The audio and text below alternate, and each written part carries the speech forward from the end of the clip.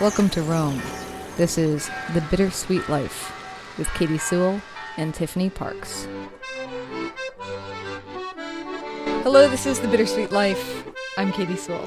I'm Tiffany Parks. Tiffany in Rome, Katy in Seattle. And both of us, kind of stressful weeks lately. And so we're going to talk a little bit about stress and anxiety today and how we deal with it, what we think about it, how it shows up in our lives, and also maybe tell a few personal stories about what's been going on.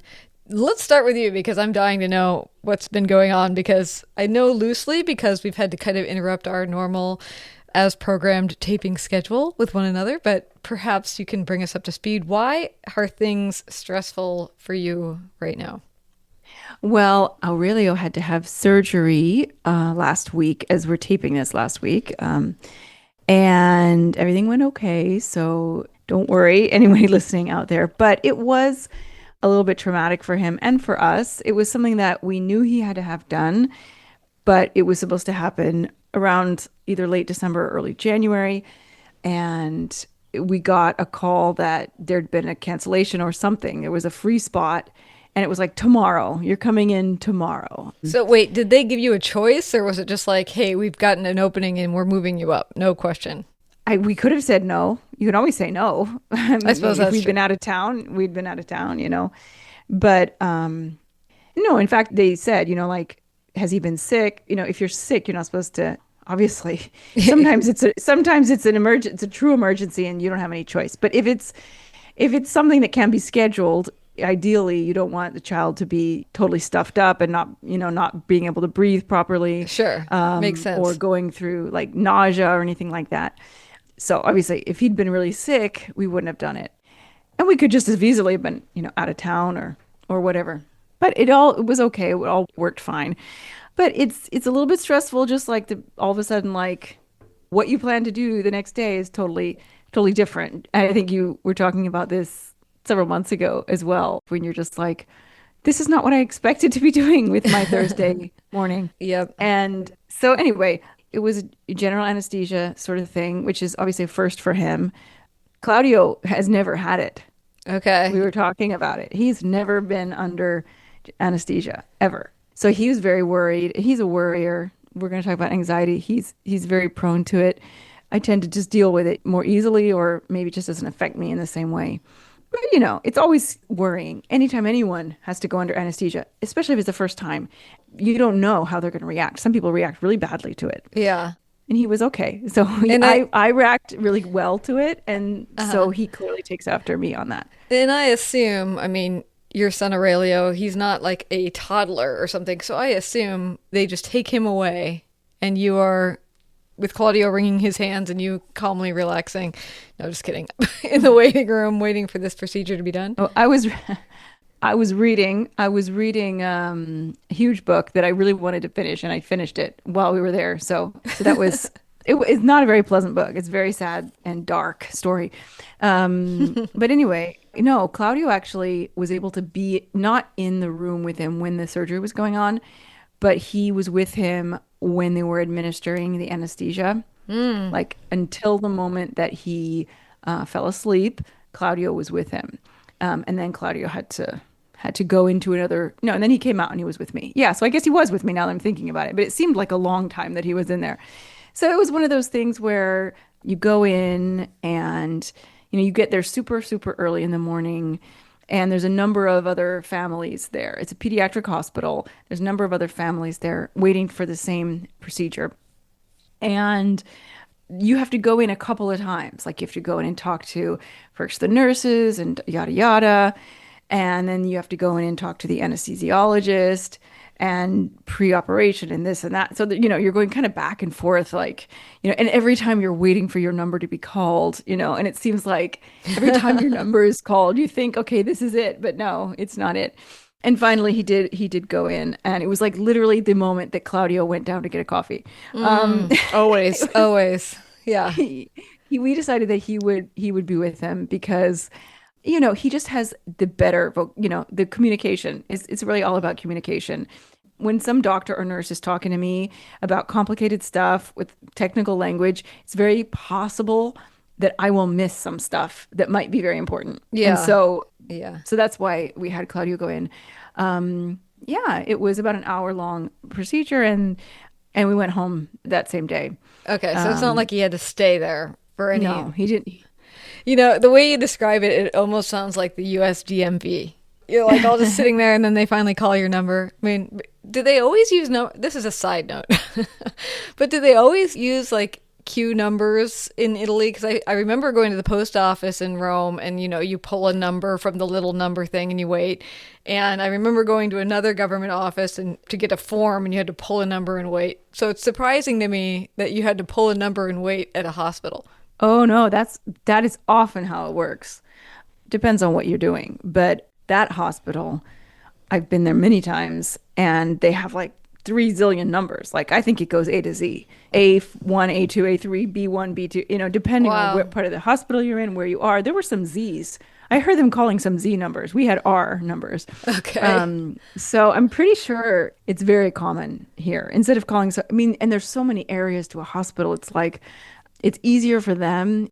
And then they can put the number up on the board instead of having to put your name, which would be more complicated and more difficult for them to do. Okay, fair So enough. anyway, So he's done in an hour. You get to go home. yeah, And then how is it once he gets home? it's yeah, I don't want to go too much into details, but it's kind of a traumatic thing for him, even though he's doing okay, he's getting better, but he can't go to school. So he's like 10 days of being at home. So we're missing Thanksgiving. Yeah, by We the were way, we're recording this. This is going to air in December, but we're recording it a little early because of Thanksgiving. So yes. Yeah. Yes. Yeah, and some upcoming travel. So we're missing Thanksgiving, which at the time we're recording this is tomorrow, which it always creeps up on me. I'm always like, oh, it's tomorrow. Sometimes I don't remember until it's actually the day. I'm like, oh, today's Thanksgiving. We were supposed to go to 2 Thanksgiving dinners, one on Saturday, one on Sunday, because nobody does Thanksgiving on Thursday in Italy because everybody works. Right. Of So course. we're supposed to have two, and then the person doing the Sunday Thanksgiving decided to cancel. So we're down to one Thanksgiving, which Claudio wouldn't have even been able to go to. And then because of this, we're not going to either. Yeah. So now you're down to no Thanksgiving. Thanksgiving No is Thanksgiving off this year. Yeah, my Claudio was like, "Well, you just do it. You can do it for us." Yeah. And I was like, "If you think that I'm going to go buy a turkey and cook it and make Yeah. green beans and stuffing Yeah. and sweet potatoes and mashed potatoes and a pie and gravy, you are out of your friggin' mind." Like it is not happening. But we did decide to compromise. I'm probably going to make a roast chicken and sweet potatoes and call it a day. See, at first I thought you were saying that he was like, why don't you go to the party on Saturday and I'll take care of the son? That's what I was thinking. You're like, no, No, not he so. would have done that. He would have done that. He said, you can go. Like, I don't think Aurelio should go, but you go if you want. But to me, to go to a Thanksgiving dinner and not bring Aurelio I just couldn't do it. It's like such a family thing. Like it would feel wrong to me and I would be sad because all my friends' kids would be there and Right. no. He would have been fine with that. Except that he couldn't have done it because he's busy because that was the Thanksgiving he wasn't going to be able to go to because he has Right. an all-day seminar. But anyway, I'm going off on a tangent here. Right. But Aurelio, is it hard for him more because he's missing these things, or is it hard for him because he's missing these things and he's also in pain? I think it's a little bit about the pain. He's feeling better, and it's just a little bit about he just it was hard for him to go through this, and he just feels like I hate surgery. He keeps saying that I hate surgeries. Yeah, And no I'm like, kidding. well, nobody likes, being operated. Like No. it's not a fun thing. But sometimes it has, sometimes I said, be grateful that you had the chance. He's like, what are you talking about? I said, well, in some parts of the world, when you need surgery, you can't get it. That's So true. be grateful that we have one of the best pediatric hospitals in the world right in our town. So true, so true. But I also know from my own personal experience as a kid. Let's see, what grade is he in? He's a 5th grader right now. So he's a little younger than I was. But there's nothing like, even if it's expected, it sounds like he knew that the surgery was coming down the road at some point. Not that a kid necessarily knows what that means. But when I was a middle school student, my appendix just went bad all of a sudden, as appendixes do from time to time. And I was very sick for a day or two. And then when we finally went into the doctor and discovered that no, this was an appendix and it was about to blow because my white blood cell count was so high. And, I remember the doctor saying to my mother, she needs to go in for surgery. And as a kid, you're like, going for surgery? Oh my gosh, like in the next day or 2 or 3. And they were like, no, you need to go to the hospital right now. Go home, grab some stuff and get over there. I'm calling ahead. And as a little kid, not knowing what to expect and also being like, and it's also going to happen immediately, was a truly terrifying prospect, and went from like into the hospital in surgery probably within an hour from that moment, which is crazy. And then, back in the day, by the way, for those of you who get your appendix out now and you get to do it the easy way, obviously I hate surgery as much as Aurelio because I'm still bitter about it, where I should be happy that medical technology has come such a long way that people can now go in and get their appendix removed through their belly buttons in like an outpatient surgery, which sounds so weirdly gross, but also so amazing. Whereas when I got mine out, how is that even possible through your belly button? Like that doesn't like you just go in with a tube and suck it out. I have no idea. Cut it up. I don't know. I'm not a surgeon. That grosses me out more. Oh my gosh, though. But the pain of having somebody like slice into your side and dig all the way to your back to remove something. Ooh. And then have to sew it up. I mean, it basically was like being stabbed in the side with a large knife is how it felt. And I was in the hospital for days and days, walking up and down the halls trying to heal and all the terrible things that happen when you're stuck in a hospital for a long time, which as a kid is even more like strange and unusual. I think actually, I can't say that just as a kid. I think for anybody that kind of sucks. But anyway, so I feel for Aurelio in the way this crept up on him, in the way that it was like, guess what, kid, tomorrow morning you're going in for surgery. At least he had a morning or an evening to prepare himself. Yes. But so I'm sure, as you know, you're not supposed to eat before, right. surgery. Of course. So Claudio's on the phone at work with the nurse who calls him to tell him the surgery's the next day. And he's probably like in the Sistine Chapel or something. And it's so loud and he's trying to hear. And he heard them say, like, he can't eat the morning of. He has to be fasted, and he can't have anything to drink after 6 a.m. Okay, yeah. Even water. And somehow in his mind, he thought that he couldn't eat after 6 p.m. Oh, because they said it like a couple of times, 6 o'clock.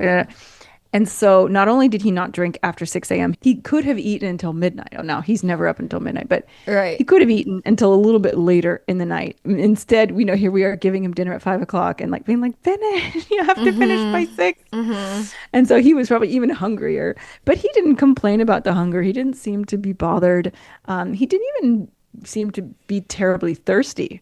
Oh, good for him. Yeah, I was surprised. And I decided to out of solidarity, not to eat or drink during the entire time. Cute. Partially because my breakfast is like my sacred moment of the day. And if I don't have time to have a proper breakfast, I would rather have it do whenever I'm done. Like at 2, even if it's at 2 p.m. Like I would rather just not eat and not have any tea or anything until I can get home and do my breakfast properly. So I was just like, I'm going to do my breakfast after. I did have a raging headache by the time we got home. I bet. Probably because of the caffeine. But yeah, I'm used to having like 3 cups of tea every morning. Right. Yeah. But well, good for you guys. I had to have a blood draw this morning, and I was complaining to no end, mostly to myself, by the way, because I wake up like, as you know, very hungry in the morning. And I had to go in having fasted, and I'm like, when do they open? And so I set my alarm, but I woke up so hungry, and I set my alarm for 7. They opened at 8 o'clock. And I got in the car, and I got there probably at, maybe 7:40, which I thought was like so reasonable. And there were already like 15 people there waiting. Oh no. Who were probably even hungrier than me. And I'm just like, for goodness sake. Well, let me tell you this. The worst is having to have those morning blood draws when you're pregnant. You have to have them all the time. You have to have your blood drawn at least once a month when you're pregnant, if not more, at the end especially.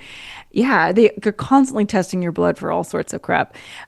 And you're so hungry. Like, I mean, you're so hungry in the morning. And I feel bad for people who have morning sickness because morning sickness is exasperated when you don't eat.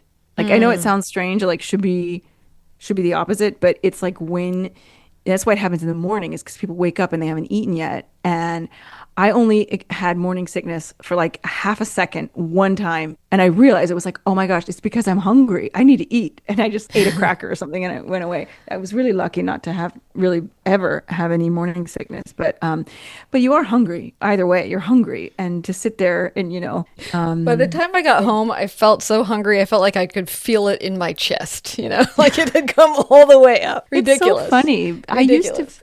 I used to feel like that, and I kind of trained myself out of it by intermittent fasting. And now I'll get a little bit of like a twinge of hunger around like 9 o'clock. Mm-hmm. But if I don't eat by 9:15, the twinge has passed. Wow. And I don't get hungry again until like noon. Well, good for you.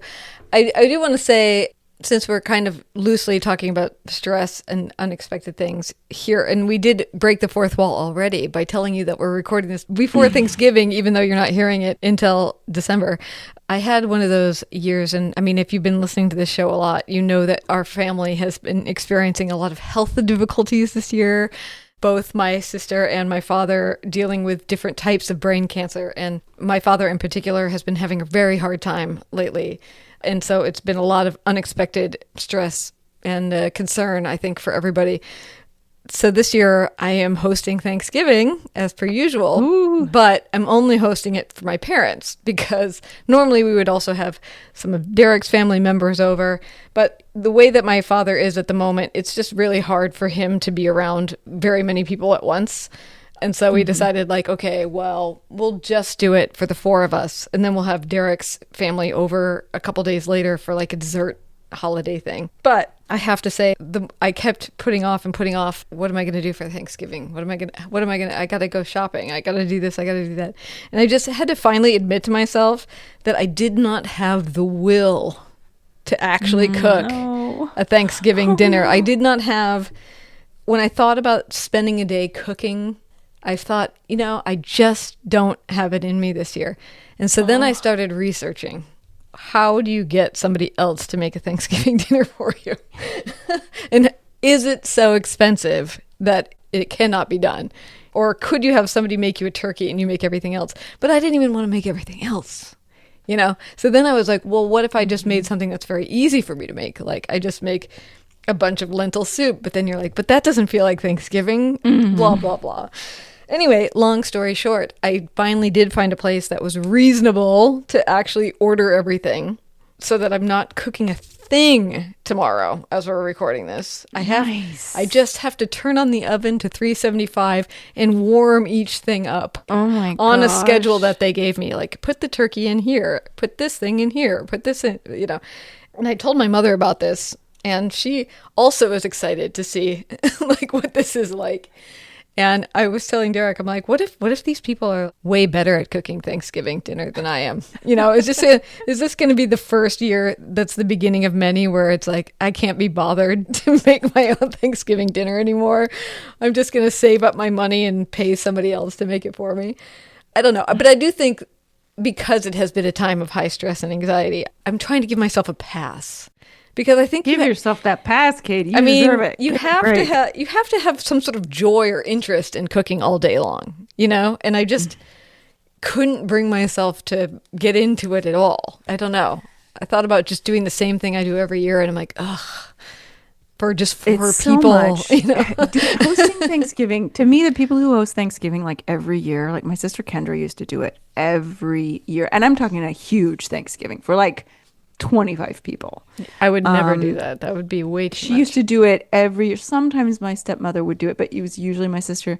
And, other people like you who do it often. I think I've done it twice in my life, like really done it. And one of the times it was just for the three of us, like during COVID. And I think I made a chicken, but I had all the sides. That was exhausting. I remember that. And then, yeah. And then a couple of years ago, I bought this huge turkey and I ended up having to cut it in. The butcher cut it in half for me. And so I made half the turkey, but I made almost all this. And I didn't even make everything because I had people bring stuff.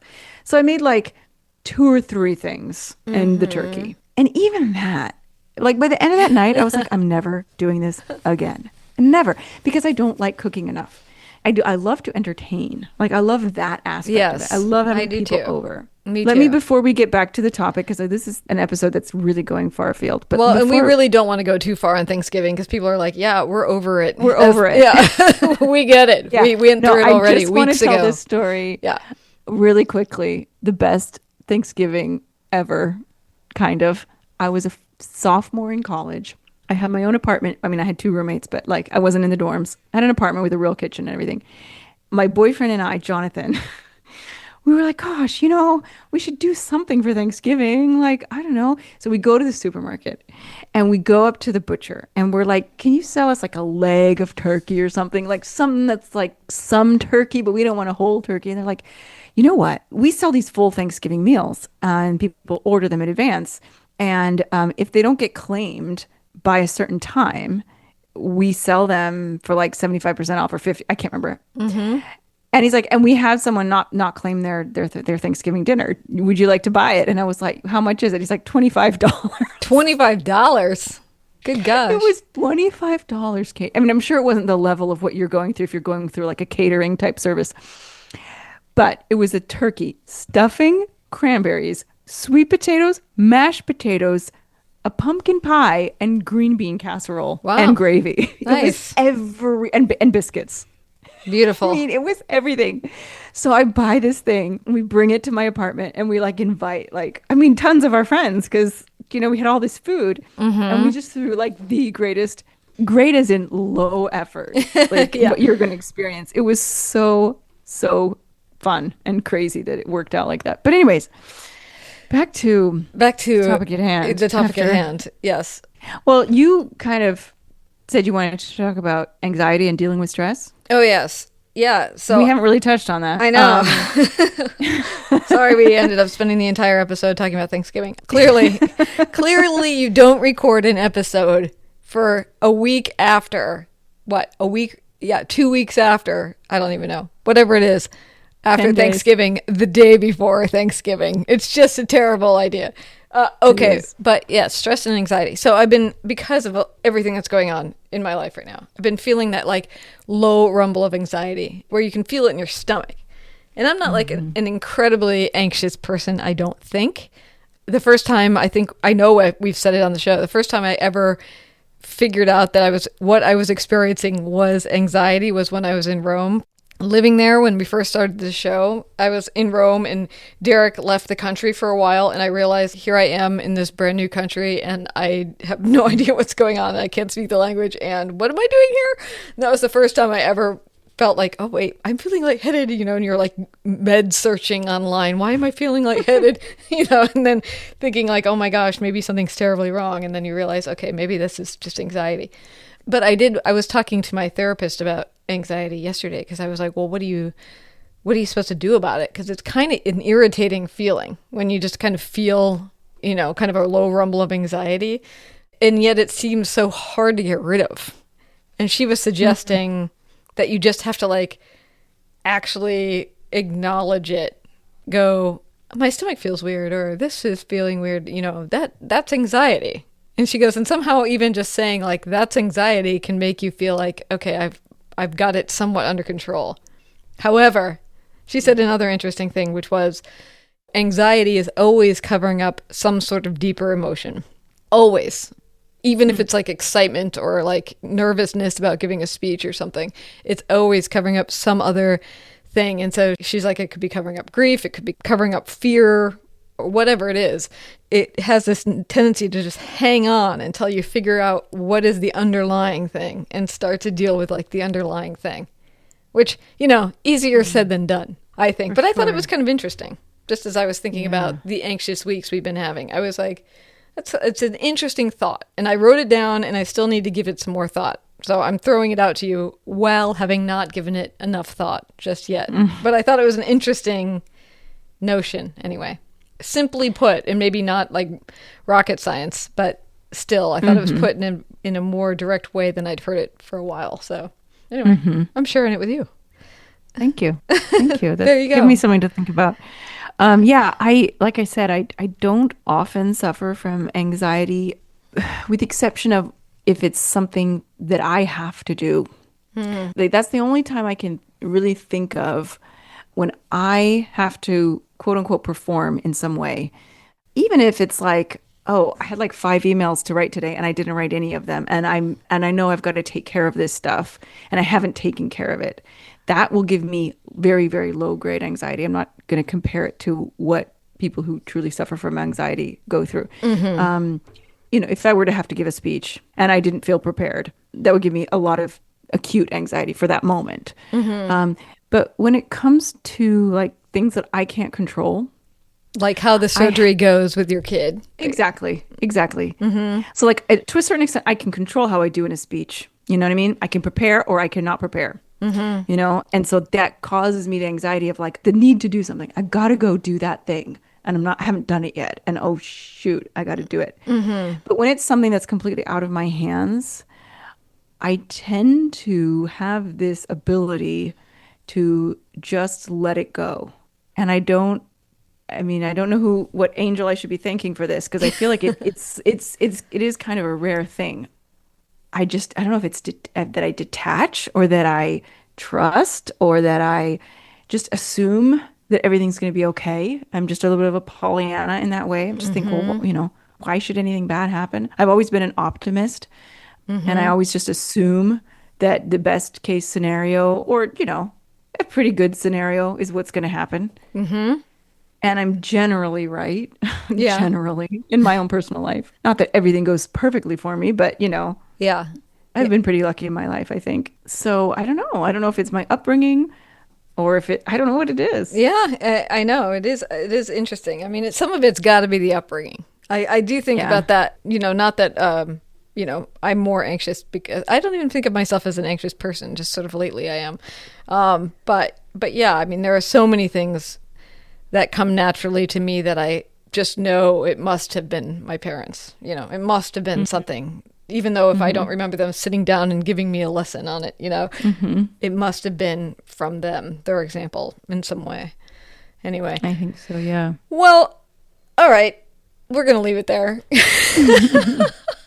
I mean, I like a weird kind of fragmented show from time to time. I think it's amusing. It's like the old days. The old days we used to do that. We used to kind of like meander for the first 3/4 of the episode and then get to the topic. Yeah, maybe we should just do that more often. Feel free to write in and tell us if you prefer this as a format. You can always reach us, bittersweetlifepodcast@gmail.com. Or on social media. We are on Facebook and Instagram. Just look for the Bittersweet Life podcast. Many of you have already written, and we still don't have the details, probably another anxious thing that we need to get to, about the Roman Adventure happening next October 2026. We are planning on doing it, so if you're interested, get your name in now and let us know you're interested, because we're going to be, as soon as we get a deal with the hotel, we're probably going to be announcing it to these early bird type people to give them first dibs at the trip. So if you're interested in going possibly next year, send us an email, let us know, bittersweetlifepodcast@gmail.com. And I promise you we will not talk about Thanksgiving for the rest of December. And until for the rest of the year. For the rest of this year, yeah. And until next time, this is The Bittersweet Life. I'm Katy Sewell. I'm Tiffany Parks. Join us again. Bye. Visit the donate page on our website, thebittersweetlife.net. All donations are reserved exclusively for the creation of audio content. Your financial support keeps us strong. Thank you.